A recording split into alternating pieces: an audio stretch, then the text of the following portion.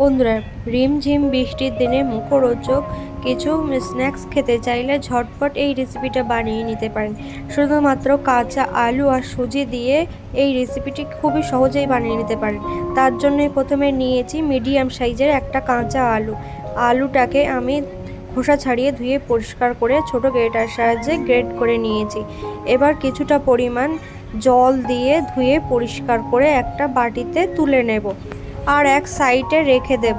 এবার ওভেনের উপরে একটি কড়া বসিয়ে 1 চামচের মতো তেল দিয়ে হাফ টিস্পুন গোটা জিরে ফোড়ন দিয়ে কাঁচা আলুগুলো আমি তেলের উপর দিয়ে নেড়ে চেড়ে 1-2 মিনিট ভেজে নিলাম। বন্ধুরা, কাঁচা আলুটাকে 1-2 মিনিটের মতো ভেজে নিয়েছি। এবার দিয়ে দেব পরিমাণ মতো লবণ, দিয়ে দেব সামান্য হলুদ গুঁড়ো আর হাফ টিস্পুন দিয়ে দেব লঙ্কার গুঁড়ো দিয়ে আবারও 1-2 মিনিটের মতো ভেজে নেব। তাহলে বন্ধুরা হলুদের কাঁচা গন্ধটা বার হবে না। 1-2 মিনিটের মতো ভেজে নিয়েছি। এবার এর মধ্যে দিয়ে দেব 1 কাপ পরিমাণ জল। বন্ধুরা, এবার 2 মিনিটের জন্য মিডিয়াম ফ্লেমে ঢেকে দেব। 2 মিনিট পর দেখুন আলুটা একটু সিদ্ধ হয়ে গেছে। এবার এর মধ্যে দিয়ে দেব 1 কাপ পরিমাণ সুজি। বন্ধুরা, সুজিটাকে দিয়ে মিডিয়াম ফ্লেমে আলু আর সুজিটাকে ভালোভাবে মেখে নিয়ে একটি ডোয়ের মতো করে নেব। দেখুন বন্ধুরা, জলটা কিন্তু অনেকটাই শুষে নিয়েছে।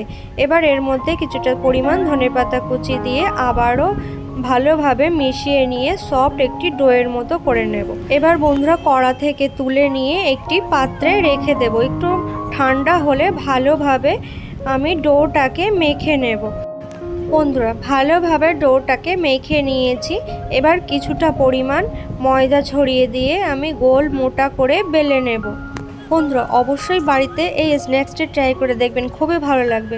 খুবই অল্প সময়ের মধ্যে ঝটপট রেডি হয়ে যাবে আর সন্ধেবেলা চায়ের সাথে খুবই ভালো লাগবে এই স্ন্যাক্সটি। বন্ধুরা, গোল আর মোটা করে বেলে নিয়েছি। এবার হাত দিয়ে এইভাবে চৌকো একটা শেপ করে নেব।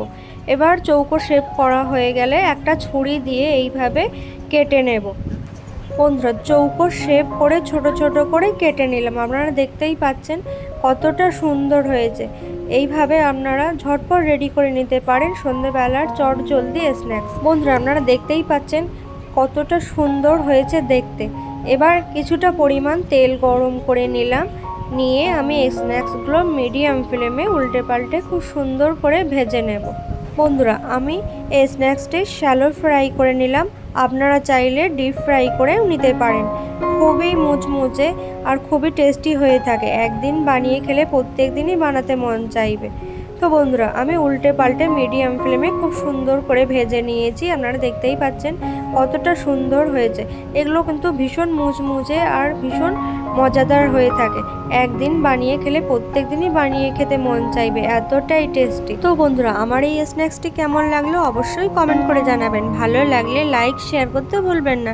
আর অবশ্যই আমার চ্যানেলটিকে সাবস্ক্রাইব করে রাখার অনুরোধ রইল। ধন্যবাদ বন্ধুরা।